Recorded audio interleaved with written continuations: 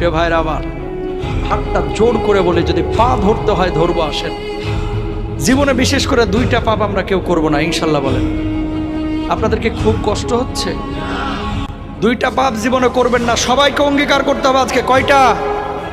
শুনেন, আপনি এক ওয়াক্ত নামাজ পড়েন নাই, আল্লাহ চাইলে মাফ করে দিবে।